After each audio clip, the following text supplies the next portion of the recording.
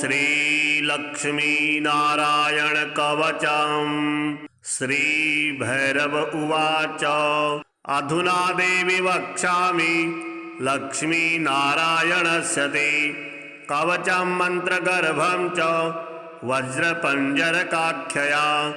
श्रीवज्रपञ्जरं नाम कवचं परमाद्भुतं रहस्यं सर्वदेवानां साधकानां विशेषतः यं धृत्वा भगवान् देवः प्रसीदति परः पुमान्। यस्य धारणमात्रेण ब्रह्मा लोकपितामहः ईश्वरोऽहं शिवो भीमो वासवोऽपि दिवस्पतिः। सूर्यस्तेजो निधिर्देवी चन्द्रमास्तारकेश्वरः वायुश्च बलवान् लोके वर्णो यादसां पतिः। कुबेरोऽपि धनाध्यक्षो धर्मराजो यमः स्मृतः यं धृत्वा सहसा विष्णुः संहरिष्यति दानवान्।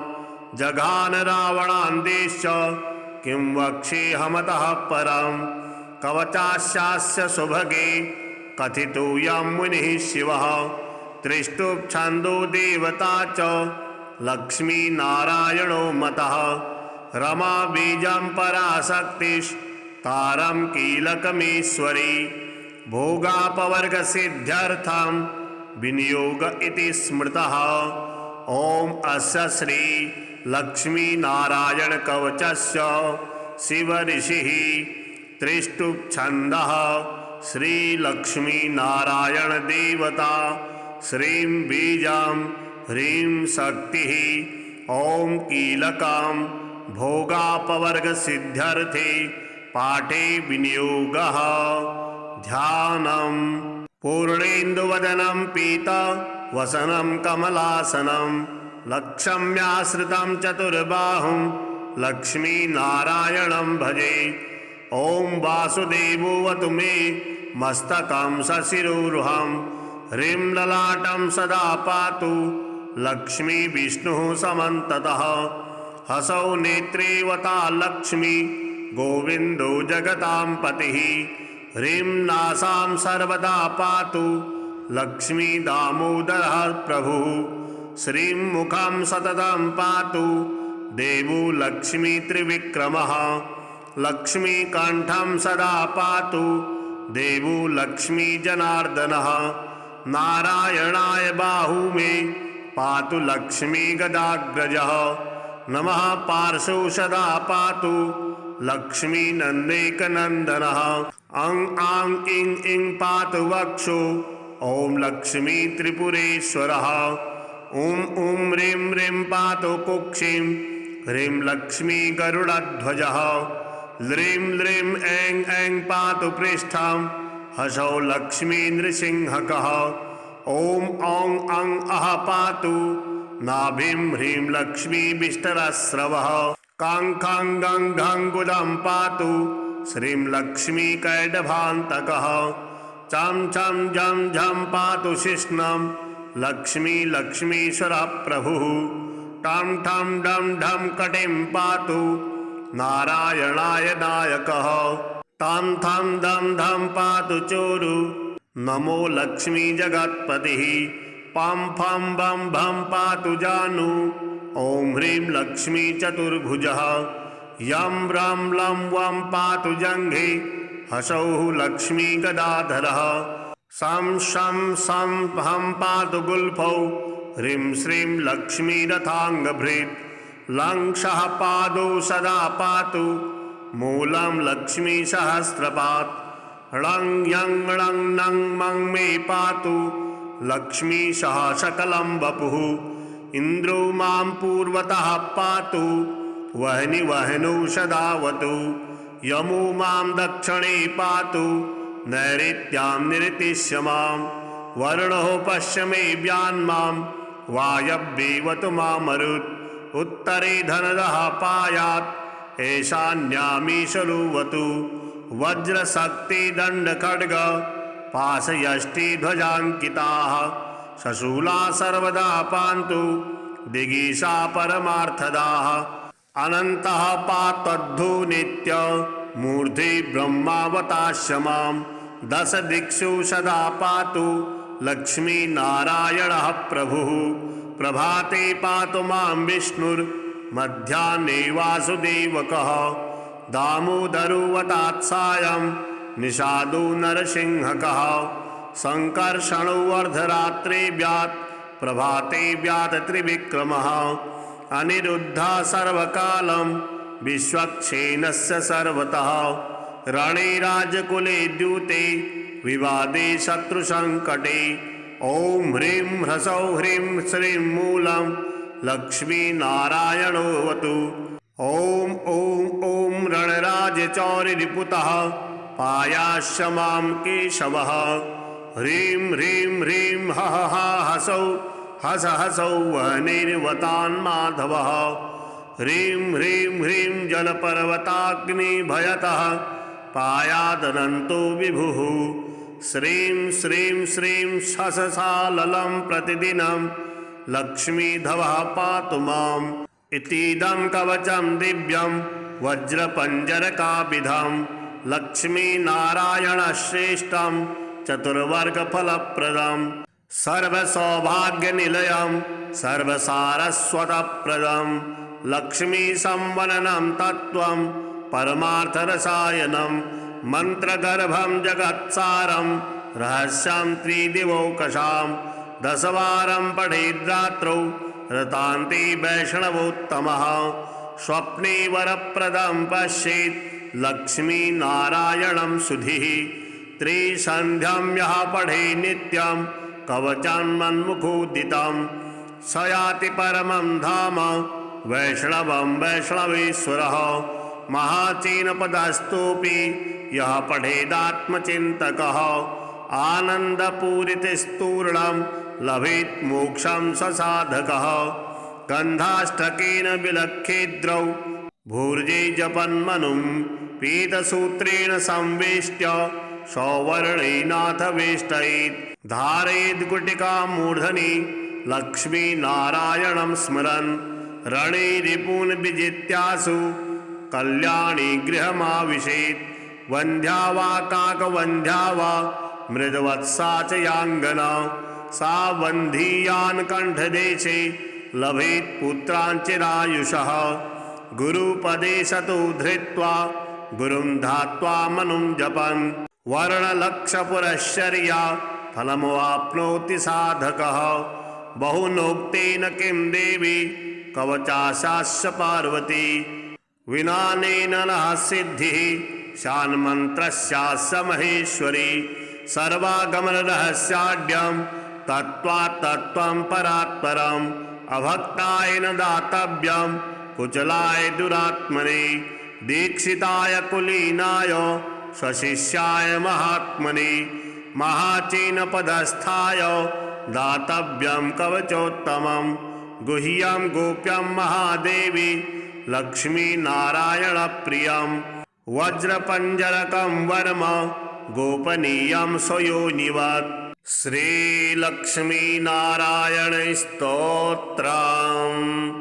श्रीनिवास जगन्नाथ श्रीहरे भक्तवत्सल लक्ष्मीपते नमस्तुभ्यं त्राहि मां भवसागरात् राधारमण गोविन्द भक्तकामप्रपूरक नारायण नमस्तुभ्यं त्राहि मां भवसागरात् दामोदर महोदार सर्वापत्तिनिवारण ऋषिकेश नमस्तुभ्यं त्राहि मां भवसागरात् गरुडध्वज वैकुण्ठ निवासिन् केशवाच्युत गरुडध्वज वैकुण्ठ निवासिन् केशवाच्युत जनार्दन नमस्तुभ्यं त्राहि मां भवसागरात् शङ्खचक्रगदा पद्मधर श्रीवत्सलाञ्छन मेघश्याम नमस्तुभ्यं त्राहि मां भवसागरात् त्वं माता त्वं पिता बन्धुः सद्गुरुस्त्वं दयानिधिः तत्तोऽन्यो न परो देवस्त्राहि मां भवसागरात् न जाने दानधर्मादि योगं यागं तपो जपं त्वां केवलं कुरु दयां त्राहि मां भवसागरात्। न मत्समो यद्यपि पापकर्ता न त्वत्समोऽथापि हि पापहर्ता। विज्ञापितं त्वेतदशेषसाक्षिं मामुद्धरार्तं पतितं तवाग्रे। ॐ श्रीचन्द्रस्तोत्रम्। नमः चन्द्राय सोमाय इन्दवे कुमुदबन्धवे विलोहिताय शुभ्राय शुक्लाम्बरधराय च त्वमेव सर्वलोकानां आप्यायनकरः सदा। क्षीरोद्भवाय देवाय नमः शङ्करशेखर। युगानां युगकर्ता त्वं निशानाथो निशाकरः। संवत्सराणां मासानां ऋतूनां तु तथैव च ग्रहाणां च त्वमेकोषि सौम्यः सोमकरः प्रभुः। औषधीपतये तुभ्यं रोहिणीपतये नमः। इदं तु पठते स्तोत्रं प्रातरुत्थायो नरः। दिवा वा यदि वा रात्रौ बद्धचित्तो हि यो नरः। न भयं विद्यते तस्य कार्यसिद्धिर्भविष्यति। अहोरात्रकृतं पापं पठनादेव नश्यति। द्विजराजो महापुण्यस्तारापतिर्विशेषतः। औषधीनां च यो राजा स सोमः प्रियतां मम। अधुना देवी वक्ष्यामि लक्ष्मीनारायणस्य ते कवचं मन्त्रगर्भं च वज्रपञ्जरकाख्यया। श्रीवज्रपञ्जरं नाम कवचं परमाद्भुतं रहस्यं सर्वदेवानां साधकानां विशेषतः। यं धृत्वा भगवान् देवः प्रसीदति परः पुमान्। यस्य धारणमात्रेण ब्रह्मा लोकपितामहः। ईश्वरोऽहं शिवो भीमो वासवोऽपि दिवस्पतिः। सूर्यस्तेजो निधिर्देवी चन्द्रमास्तारकेश्वरः। वायुश्च बलवान् लोके वर्णो यादसां पतिः। कुबेरोऽपि धनाध्यक्षो धर्मराजो यमः स्मृतः। यं धृत्वा सहसा विष्णुः संहरिष्यति दानवान्। जघान रावणान् देश्च किं वक्ष्येऽहमतः परम्। कवचास्यास्य सुभगे कथितोऽयं मुनिः शिवः। त्रिष्टुप्छन्दो देवता च लक्ष्मीनारायणो मतः। रमा बीजं पराशक्तिस्तारं कीलकमेश्वरी। भोगापवर्गसिद्ध्यर्थं विनियोग इति स्मृतः। ॐ अस्य श्री लक्ष्मीनारायणकवचस्य शिवऋषिः त्रिष्टुप्छन्दः श्रीलक्ष्मीनारायणदेवता। श्रीं बीजं ह्रीं शक्तिः। ॐ कीलकं भोगापवर्गसिद्ध्यर्थे पाठे विनियोगः। ध्यानम्। पूर्णेन्दुवदनं पीतवसनं कमलासनं लक्ष्म्याश्रितं चतुर्बाहुं लक्ष्मीनारायणं भजे। ॐ वासुदेवोऽवतु मे मस्तकं सशिरोरुहं। ह्रीं ललाटं सदा पातु लक्ष्मी विष्णुः समन्ततः। हसौ नेत्रेवता लक्ष्मी गोविन्दो जगतां पतिः।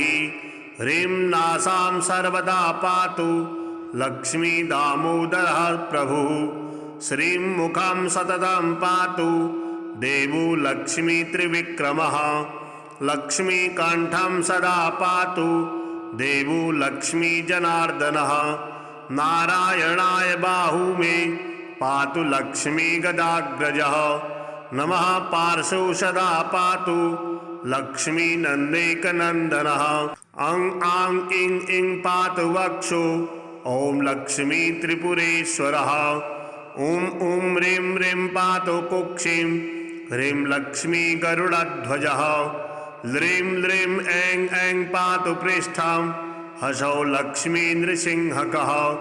ॐ औं अं अः पातु नाभिं ह्रीं लक्ष्मीभिष्टरस्रवः काङ्काङ्गङ्घङ्गुलं पातु श्रीं लक्ष्मीकैडभान्तकः चं चं झं झं पातु शिष्णं लक्ष्मीश्वरप्रभुः टं ठं डं ढं कटिं पातु नारायणाय नायकः तं थं दं धं पातु चोरु नमो लक्ष्मी जगत्पतिः पं फं बं भं पातु जानु ॐ ह्रीं लक्ष्मी चतुर्भुजः यं रं लं वं पातु जङ्घे हसौः लक्ष्मी गदाधरः सं शं सं हं पातु गुल्फौ ह्रीं श्रीं लक्ष्मी रथाङ्गभृत् लं सः पादौ सदा पातु मूलं लक्ष्मी सहस्रपात् ळं यं णं नं मं मे पातु लक्ष्मी सह सकलं वपुः इन्द्रो मां पूर्वतः पातु वह्नि वह्नौ सदावतु यमो मां दक्षिणे पातु नैऋत्यां निरतिश्य मां वरुणो पश्चिमे व्यान्मां वायव्येवतु मामरुत् उत्तरे धनदः पायात् ईशान्यामीशलुवतु वज्रशक्तिदण्डखड्ग पाशयष्टिध्वजाङ्किताः शशूला सर्वदा पान्तु दिगीषा परमार्थदाः अनन्तः पात्वद्धो नित्य मूर्धि ब्रह्मावतास्य मां दश दिक्षु सदा पातु लक्ष्मीनारायणः प्रभुः प्रभाते पातु मां विष्णुर्मध्याह्ने वासुदेवकः दामोदरोऽवतात् सायं निषादो नरसिंहकः संकर्षणो अर्धरात्रे व्यात् प्रभाते व्यात् त्रिविक्रमः अनिरुद्धः सर्वकालं विश्वक्सेनस्य सर्वतः रणे राजकुले द्यूते विवादे शत्रुसङ्कटे ॐ ह्रीं ह्रसौं ह्रीं श्रीं मूलं लक्ष्मीनारायणोऽवतु ॐ ॐ ॐ रणराजचौरिरिपुतः पायास्य मां केशवः ह्रीं ह्रीं ह्रीं हः हा हसौ हस हसौ वह्निर्वतान्माधवः ह्रीं ह्रीं ह्रीं जलपर्वताग्निभयतः पायादनन्तो विभुः श्रीं श्रीं श्रीं शशसाललं प्रतिदिनं लक्ष्मीधवः पातु माम् इतीदं कवचं दिव्यं वज्रपञ्जरकाभिधं लक्ष्मीनारायणश्रेष्ठं चतुर्वर्गफलप्रदं सर्वसौभाग्यनिलयं सर्वसारस्वतप्रदं लक्ष्मीसंवननं तत्त्वं परमार्थरसायनं मन्त्रगर्भं जगत्सारं रहस्यं त्रिदिवौकशां दशवारं पठेद्रात्रौ रतान्ते वैष्णवोत्तमः स्वप्ने वरप्रदं पश्येत् लक्ष्मीनारायणं सुधिः त्रिसन्ध्यं यः पठे नित्यं कवचान्मन्मुखोदितं स याति परमं धाम वैष्णवं वैष्णवेश्वरः महाचीनपदस्थोऽपि यः पठेदात्मचिन्तकः आनन्दपूरितस्तूर्णं लभेत् मोक्षं स साधकः गन्धाष्टकेन विलक्षेद्रौ भूर्जे जपन्मनुं पीतसूत्रेण संवेष्ट्य सौवर्णेनाथ वेष्टयेत् धारयेद् गुटिकां मूर्धनि लक्ष्मीनारायणं स्मरन् रणे रिपून् विजित्यासु कल्याणी गृहमाविशेत् वन्ध्या वा काकवन्ध्या वा मृदवत्सा च याङ्गना सा वन्धीयान् कण्ठदेशे लभेत् पुत्राञ्चिरायुषः गुरुपदे सतो धृत्वा गुरुं धात्वा मनुं जपन् वर्णलक्षपुरश्चर्या फलमवाप्नोति साधकः बहुनोक्तेन किं देवी कवचाशास्य पार्वती विनानेन नः सिद्धिः शान्मन्त्रस्यास्य महेश्वरी सर्वागमनरहस्याढ्यं तत्त्वात्तत्त्वं परात्परम् अभक्ताय न दातव्यं कुचलाय दुरात्मने दीक्षिताय कुलीनाय स्वशिष्याय महात्मने महाचीनपदस्थाय दातव्यं कवचोत्तमं गुह्यं गोप्यं महादेवी लक्ष्मीनारायणप्रियं वज्रपञ्जरकं वर्म गोपनीयं स्वयोनिवत्। श्रीलक्ष्मीनारायणस्तोत्रम्। श्रीनिवास जगन्नाथ श्रीहरे भक्तवत्सल लक्ष्मीपते नमस्तुभ्यं त्राहि मां भवसागरात्। राधारमण गोविन्द भक्तकामप्रपूरक नारायण नमस्तुभ्यं त्राहि मां भवसागरात्।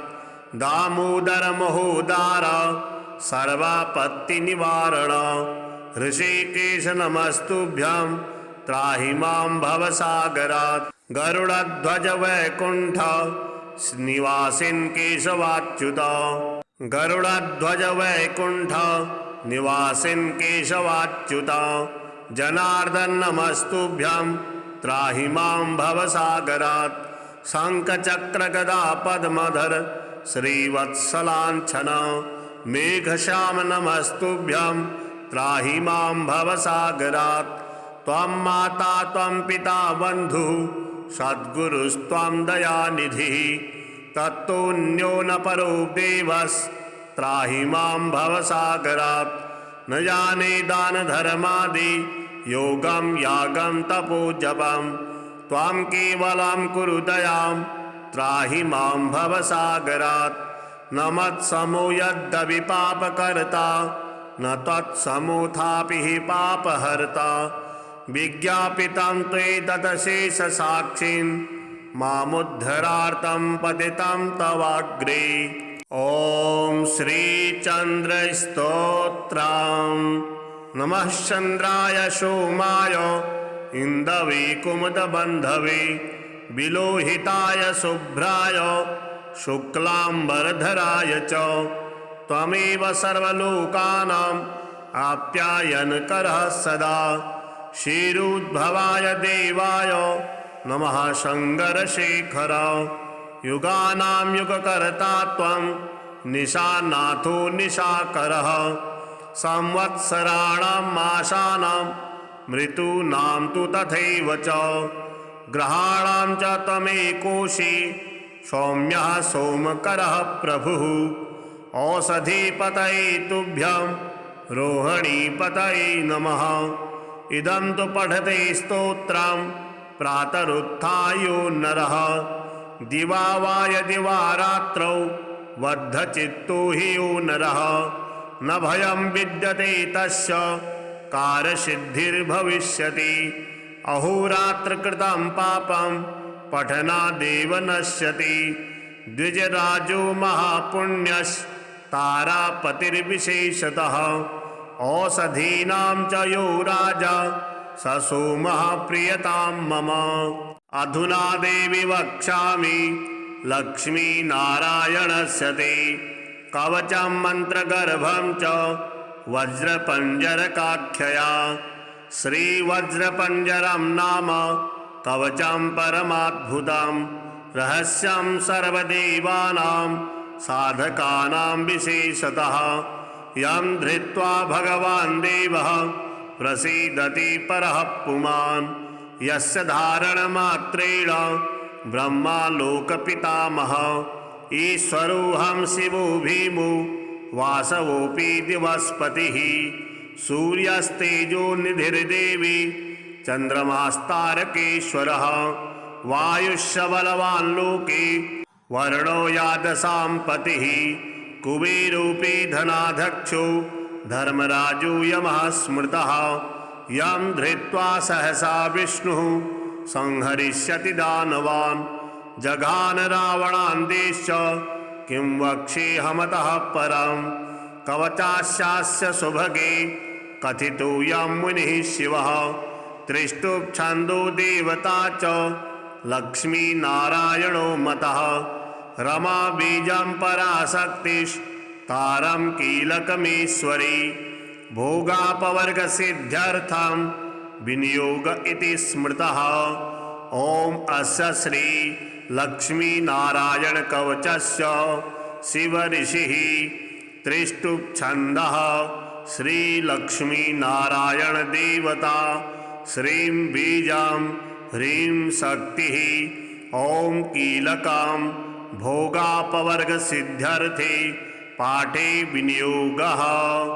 ध्यानं पूर्णेन्दुवदनं पीतवसनं कमलासनं लक्ष्म्याश्रितं चतुर्बाहुं लक्ष्मीनारायणं भजे। ॐ वासुदेवोऽवतु मे मस्तकं सशिरोरुहं ह्रीं ललाटं सदा पातु लक्ष्मी विष्णुः समन्ततः। हसौ नेत्रेवता लक्ष्मी गोविन्दो जगतां पतिः ह्रीं नासां सर्वदा पातु लक्ष्मी दामोदरः प्रभुः।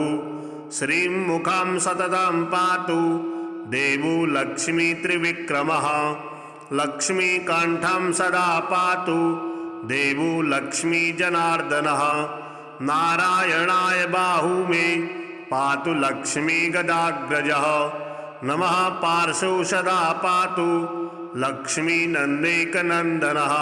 अं आं इं इं पातु वक्षो ॐ लक्ष्मी त्रिपुरेश्वरः।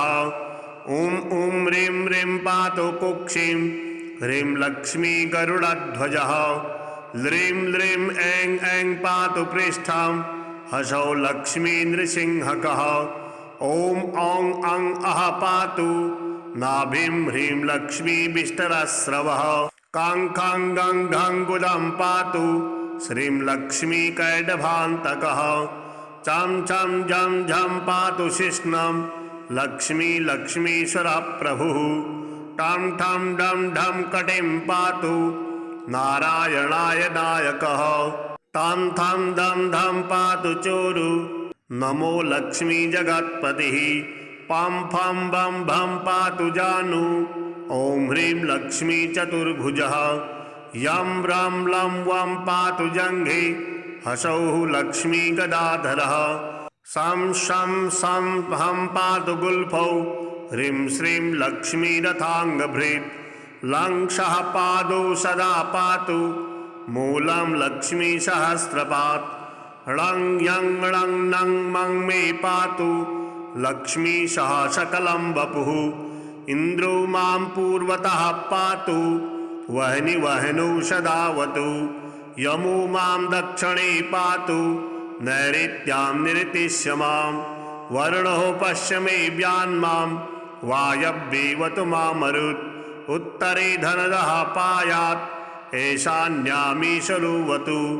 वज्रशक्तिदण्डखड्ग पाशयष्टिध्वजाङ्किताः शशूला सर्वदा पान्तु दिगीषा परमार्थदाः। अनन्तः पात्वद्धो नित्य मूर्धि ब्रह्मावतास्य मां। दश दिक्षु सदा पातु लक्ष्मी नारायणः प्रभुः। प्रभाते पातु मां विष्णुर्मध्याह्ने वासुदेवकः। दामोदरोऽवतात् सायं निषादो नरसिंहकः। संकर्षणो अर्धरात्रे व्यात् प्रभाते व्यात् त्रिविक्रमः। अनिरुद्धः सर्वकालं विश्वक्सेनस्य सर्वतः। रणे राजकुले द्यूते विवादे शत्रुसङ्कटे। ॐ ह्रीं ह्रसौ ह्रीं श्रीं मूलं लक्ष्मीनारायणोऽवतु। ॐ ॐ ॐ रणराजचौरिरिपुतः पायास्य मां केशवः। ह्रीं ह्रीं ह्रीं हः हा हसौ हस हसौ वह्निर्वतान्माधवः। ह्रीं ह्रीं ह्रीं जलपर्वताग्निभयतः पायादनन्तो विभुः। श्रीं श्रीं श्रीं शशसाललं प्रतिदिनं लक्ष्मीधवः पातु माम्। इतीदं कवचं दिव्यं वज्रपञ्जरकाभिधं लक्ष्मीनारायणश्रेष्ठं चतुर्वर्गफलप्रदं। सर्वसौभाग्यनिलयं सर्वसारस्वतप्रदं लक्ष्मीसंवननं तत्त्वं परमार्थरसायनं। मन्त्रगर्भं जगत्सारं रहस्यं त्रिदिवौकशां। दशवारं पठेद्रात्रौ रतान्ते वैष्णवोत्तमः। स्वप्ने वरप्रदं पश्येत् लक्ष्मीनारायणं सुधिः। त्रिसन्ध्यां यः पठे नित्यं कवचान्मन्मुखोदितं स याति परमं धाम वैष्णवं वैष्णवेश्वरः। महाचीनपदस्तोऽपि यः पठेदात्मचिन्तकः आनन्दपूरितस्तूर्णं लभेत् मोक्षं स साधकः। गन्धाष्टकेन विलक्षेद्रौ भूर्जे जपन्मनुं पीतसूत्रेण संवेष्ट्य सौवर्णेनाथ वेष्टयेत्। धारयेद् गुटिकां मूर्धनि लक्ष्मीनारायणं स्मरन् रणे रिपून् विजित्यासु कल्याणी गृहमाविशेत्। वन्ध्या वा काकवन्ध्या वा मृदवत्सा च याङ्गना सा वन्धीयान् कण्ठदेशे लभेत् पुत्रान् चिरायुषः। गुरुपदे सतो धृत्वा गुरुं धात्वा मनुं जपन् वर्णलक्षपुरश्चर्या फलमवाप्नोति साधकः। बहुनोक्तेन किं देवी कवचाशास्य पार्वती विनानेन न सिद्धिः शान्मन्त्रस्यास्य महेश्वरी। सर्वागमनरहस्याढ्यं तत्त्वात् तत्त्वं परात्परम् अभक्ताय न दातव्यं कुचलाय दुरात्मने दीक्षिताय कुलीनाय स्वशिष्याय महात्मने महाचीनपदस्थाय दातव्यं कवचोत्तमं गुह्यं गोप्यं महादेवी लक्ष्मीनारायणप्रियं वज्रपञ्जरकं वर्म गोपनीयं स्वयोनिवत्। श्रीलक्ष्मीनारायण स्तोत्रम्। श्रीनिवास जगन्नाथ श्रीहरे भक्तवत्सल लक्ष्मीपते नमस्तुभ्यं त्राहि मां भवसागरात्। राधारमण गोविन्द भक्तकामप्रपूरक नारायण नमस्तुभ्यं त्राहि मां भवसागरात्।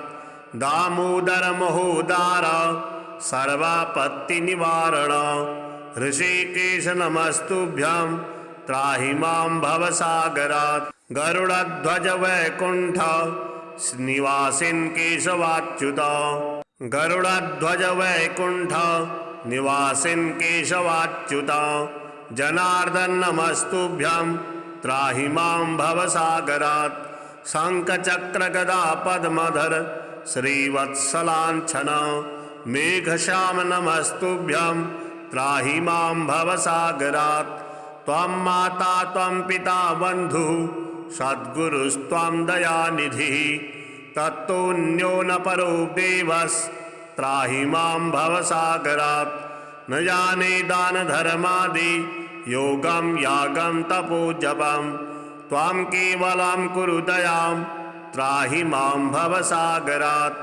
न मत्समो यद्यपि पापकर्ता न त्वत्समोऽथापि हि पापहर्ता विज्ञापितं त्वेतदशेषसाक्षिन् मामुद्धरार्थं पतितं तवाग्रे।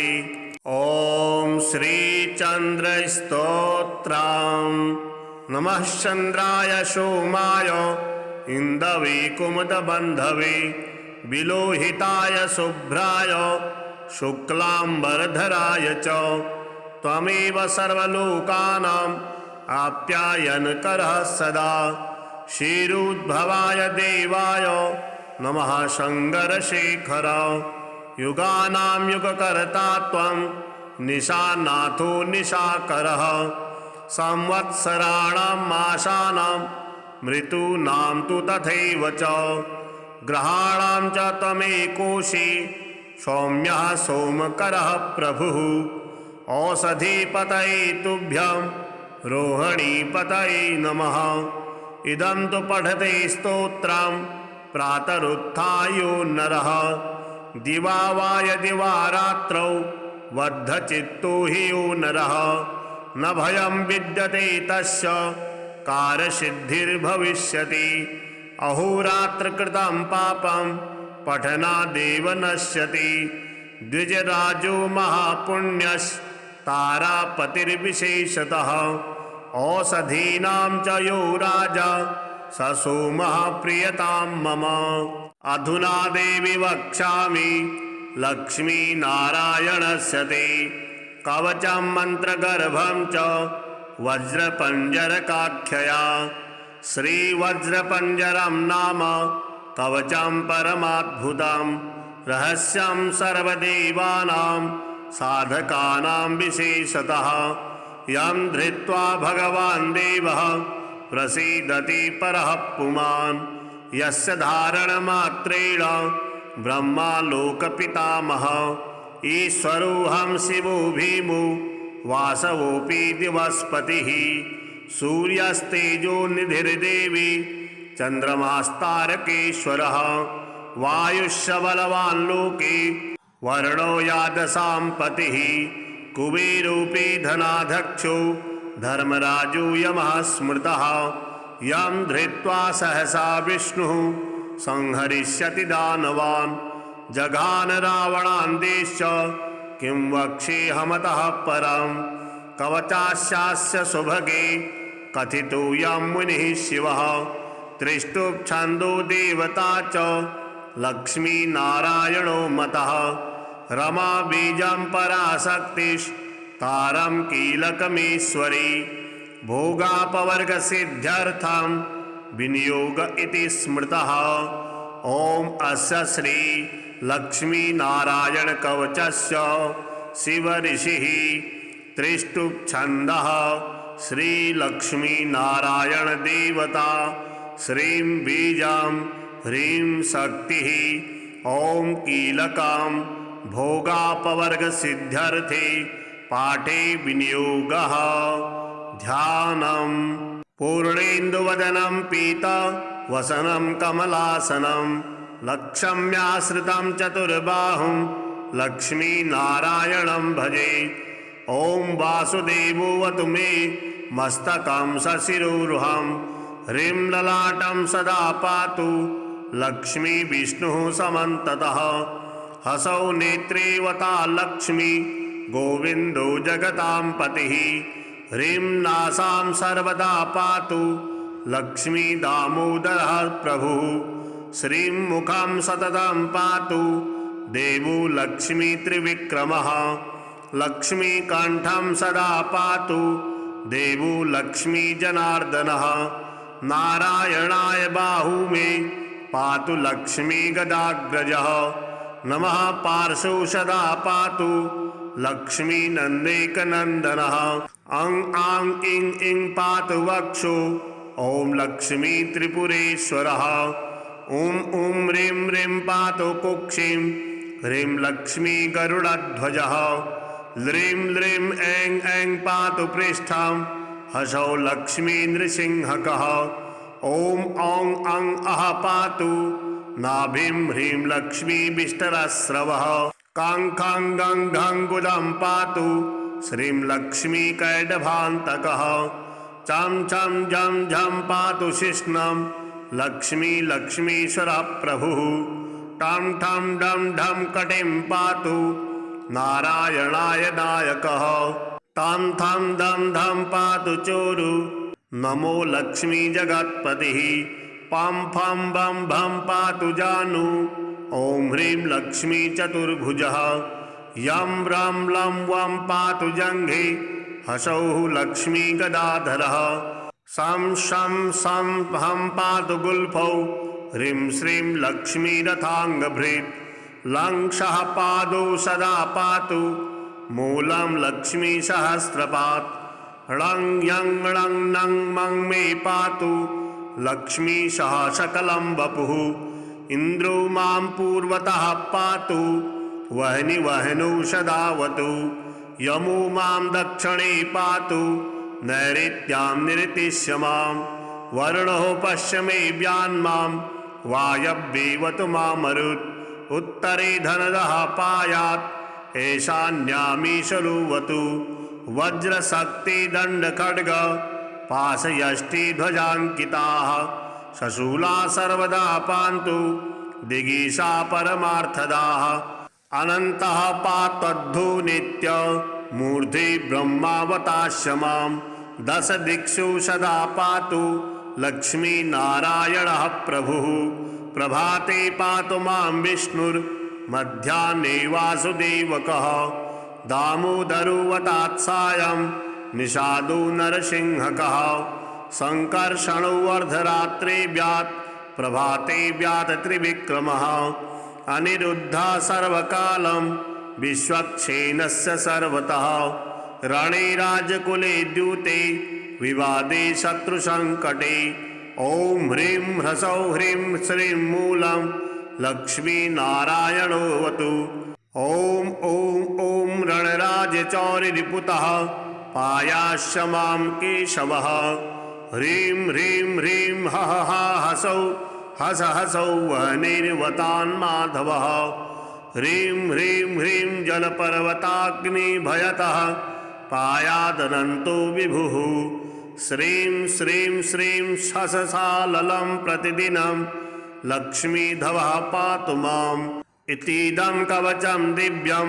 वज्रपञ्जरकाभिधं लक्ष्मीनारायणश्रेष्ठं चतुर्वर्गफलप्रदं सर्वसौभाग्यनिलयं सर्वसारस्वतप्रदं लक्ष्मीसंवननं तत्त्वं परमार्थरसायनं मन्त्रगर्भं जगत्सारं रहस्यं त्रिदिवौकशां दशवारं पठेद्रात्रौ रतान्ते वैष्णवोत्तमः स्वप्ने वरप्रदं पश्येत् लक्ष्मीनारायणं सुधीः त्रिसन्ध्यां यः पठे नित्यं कवचान्मन्मुखोदितं स याति परमं धाम वैष्णवं वैष्णवेश्वरः महाचीनपदस्थोऽपि यः पठेदात्मचिन्तकः आनन्दपूरितस्तूर्णं लभेत् मोक्षं स साधकः गन्धाष्टकेन विलक्षेद्रौ भूर्जे जपन्मनुं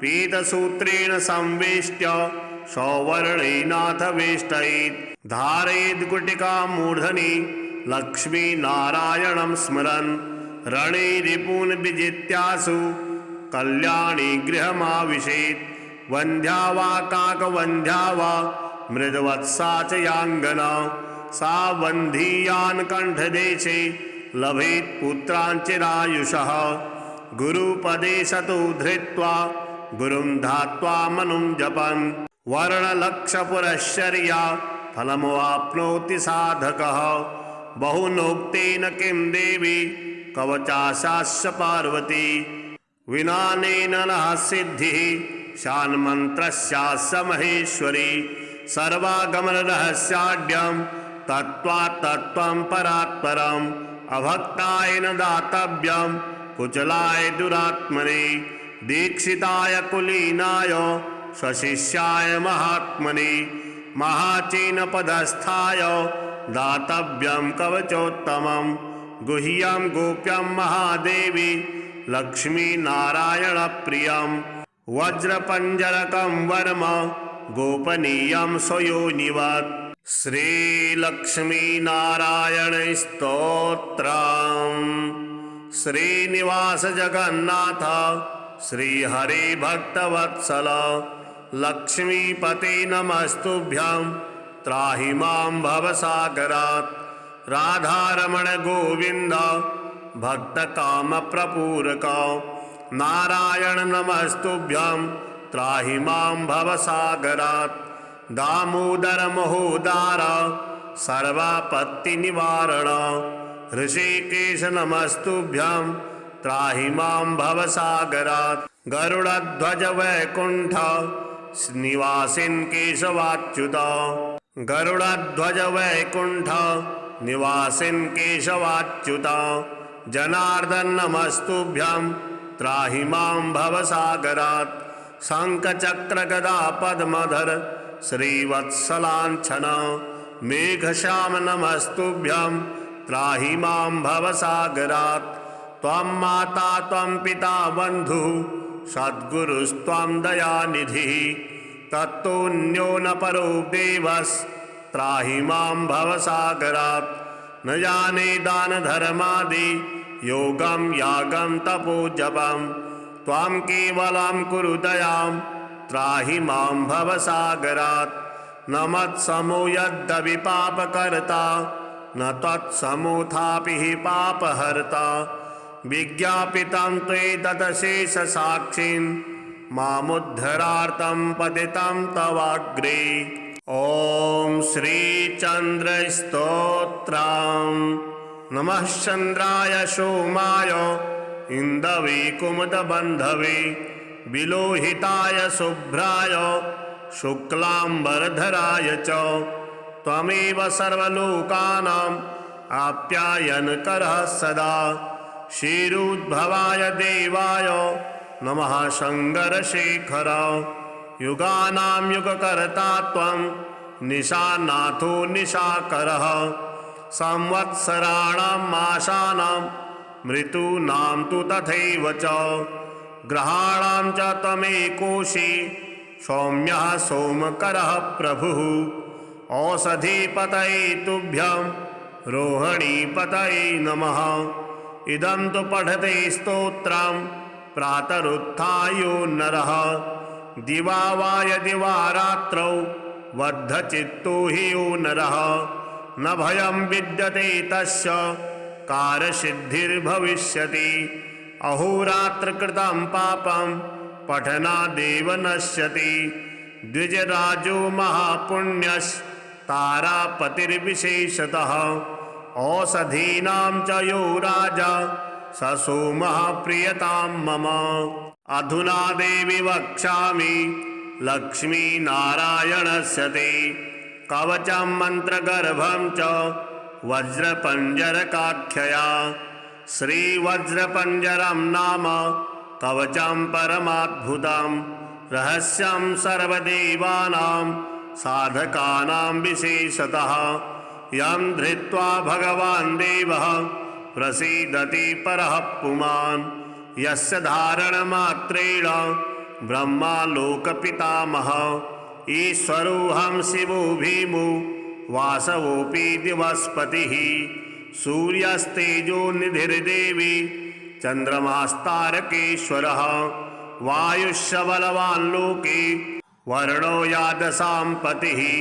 कुबेरोऽपि धनाध्यक्षो धर्मराजो यमः स्मृतः। यं धृत्वा सहसा विष्णुः संहरिष्यति दानवान्। जघान रावणान्देश्च किं वक्ष्येऽहमतः परम्। कवचास्यास्य सुभगे कथितोऽयं मुनिः शिवः। त्रिष्टुप्छन्दो देवता च लक्ष्मीनारायणो मतः। रमा बीजं पराशक्तिस्तारं कीलकमेश्वरी। भोगापवर्गसिद्ध्यर्थं विनियोग इति स्मृतः।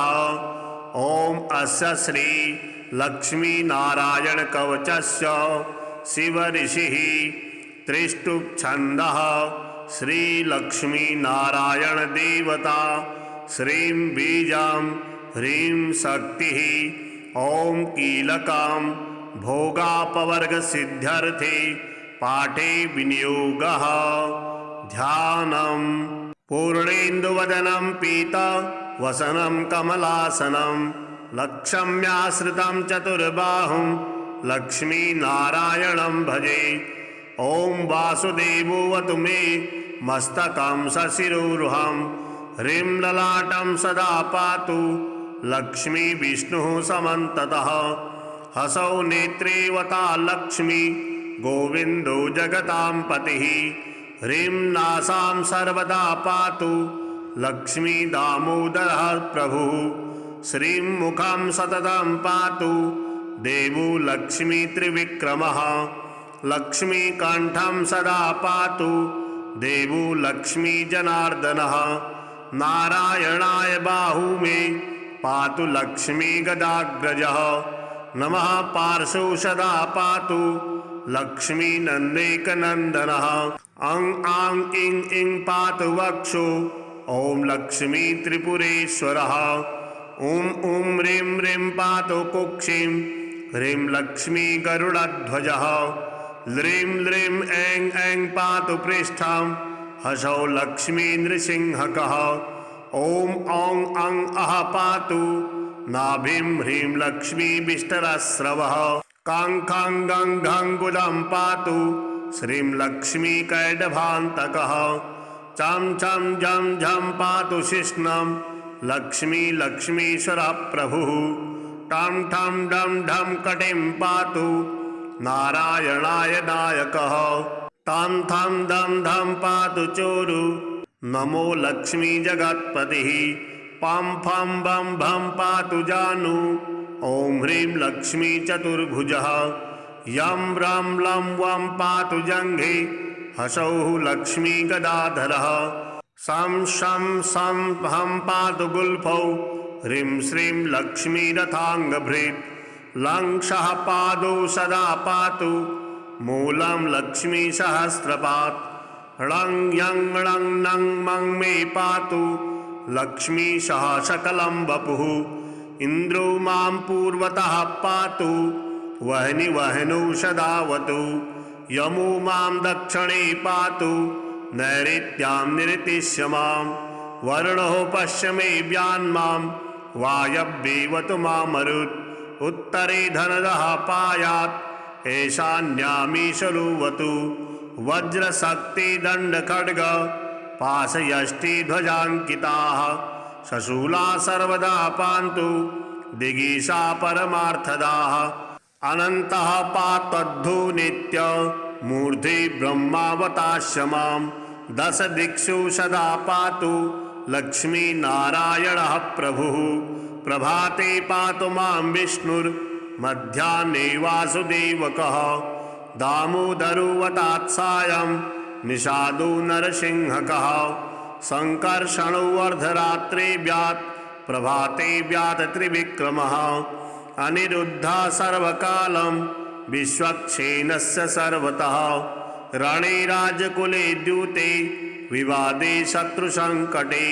ॐ ह्रीं ह्रसौः ह्रीं श्रीं मूलं लक्ष्मीनारायणोऽवतु ॐ ॐ ॐ रणराजचौरिरिपुतः पायास्य मां केशवः ह्रीं ह्रीं ह्रीं हः हा हसौ हस हसौ वह्निर्वतान् माधवः ह्रीं ह्रीं ह्रीं जलपर्वताग्निभयतः पायादनन्तो विभुः श्रीं श्रीं श्रीं शशसाललं प्रतिदिनं लक्ष्मीधवः पातु माम् इतीदं कवचं दिव्यं वज्रपञ्जरकाभिधं लक्ष्मीनारायणश्रेष्ठं चतुर्वर्गफलप्रदं सर्वसौभाग्यनिलयं सर्वसारस्वतप्रदं लक्ष्मीसंवदनं तत्त्वं परमार्थरसायनं मन्त्रगर्भं जगत्सारं रहस्यं त्रिदिवौकशां दशवारं पठेद्रात्रौ रतान्ते वैष्णवोत्तमः स्वप्ने वरप्रदं पश्येत् लक्ष्मीनारायणं सुधीः त्रिसन्ध्यं यः पठे नित्यं कवचान्मन्मुखोदितं स याति परमं धाम वैष्णवं वैष्णवेश्वरः महाचीनपदस्थोऽपि यः पठेदात्मचिन्तकः आनन्दपूरितस्तूर्णं लभेत् मोक्षं स साधकः गन्धाष्टकेन विलक्षेद्रौ भूर्जे जपन्मनुं पीतसूत्रेण संवेष्ट्य सौवर्णेनाथ वेष्टयेत् धारयेद् गुटिकां मूर्धनि लक्ष्मीनारायणं स्मरन् रणे रिपून् विजित्यासु कल्याणी गृहमाविशेत् वन्ध्या वा काकवन्ध्या वा मृदवत्सा च याङ्गना सा वन्धीयान् कण्ठदेशे लभेत् पुत्राञ्चिरायुषः गुरुपदे सतो धृत्वा गुरुं धात्वा मनुं जपन् वर्णलक्षपुरश्चर्या फलमवाप्नोति साधकः बहुनोक्तेन किं देवी कवचाशास्य पार्वती विनानेन नः सिद्धिः शान्मन्त्रस्यास्य महेश्वरी सर्वागमनरहस्याढ्यं तत्त्वात्तत्त्वं परात्परम् अभक्ताय न दातव्यं कुचलाय दुरात्मने दीक्षिताय कुलीनाय स्वशिष्याय महात्मने महाचीनपदस्थाय दातव्यं कवचोत्तमं गुह्यं गोप्यं महादेवी लक्ष्मीनारायणप्रियं वज्रपञ्जरकं वर्म गोपनीयं स्वयोनिवत् श्रीलक्ष्मीनारायण स्तोत्रम्। श्रीनिवास जगन्नाथ श्रीहरिभक्तवत्सल लक्ष्मीपते नमस्तुभ्यं त्राहि मां भवसागरात्। राधारमण गोविंद भक्तकामप्रपूरक नारायण नमस्तुभ्यं त्राहि मां भवसागरात्। दामोदर महोदार सर्वापत्तिनिवारण ऋषिकेश नमस्तुभ्यं त्राहि मां भवसागरात्। गरुडध्वज वैकुंठ निवासिन् केशवाच्युत गरुडध्वज वैकुंठ निवासिन् केशवाच्युत जनार्दन नमस्तुभ्यं त्राहि मां भवसागरात्। शंखचक्र गदा पद्मधर श्रीवत्सलांछन मेघश्याम नमस्तुभ्यं त्राहि मां भवसागरात्। त्वं माता त्वं पिता बन्धुः सद्गुरुस्त्वं दयानिधिः तत्तोऽन्यो न परो देवस्त्राहि मां भवसागरात्। न जाने दान धर्मादि योगं यागं तपो जपं त्वं केवलं कुरु दयां त्राहि मां भवसागरात्। न मत्समो यद्यपि पापकर्ता न त्वत्समोऽथापि हि पापहर्ता। विज्ञापितं त्वेतदशेषसाक्षिन् मामुद्धरार्तं पतितं तवाग्रे। ॐ श्रीचन्द्रस्तोत्रम्। नमः चन्द्राय सोमाय इन्दवे कुमुदबन्धवे विलोहिताय शुभ्राय शुक्लाम्बरधराय च त्वमेव सर्वलोकानां आप्यायनकरः सदा। क्षीरोद्भवाय देवाय नमः शङ्करशेखर युगानां युगकर्ता त्वं निशानाथो निशाकरः। संवत्सराणां मासानां ऋतूनां तु तथैव च ग्रहाणां च त्वमेकोषि सौम्यः सोमकरः प्रभुः। औषधीपतये तुभ्यं रोहिणीपतये नमः। इदं तु पठते स्तोत्रं प्रातरुत्थायो नरः दिवा वा यदि वा रात्रौ बद्धचित्तो हि यो नरः। न भयं विद्यते तस्य कार्यसिद्धिर्भविष्यति। अहोरात्रकृतं पापं पठनादेव नश्यति। द्विजराजो महापुण्यस्तारापतिर्विशेषतः औषधीनां च यो राजा स सोमः प्रियतां मम।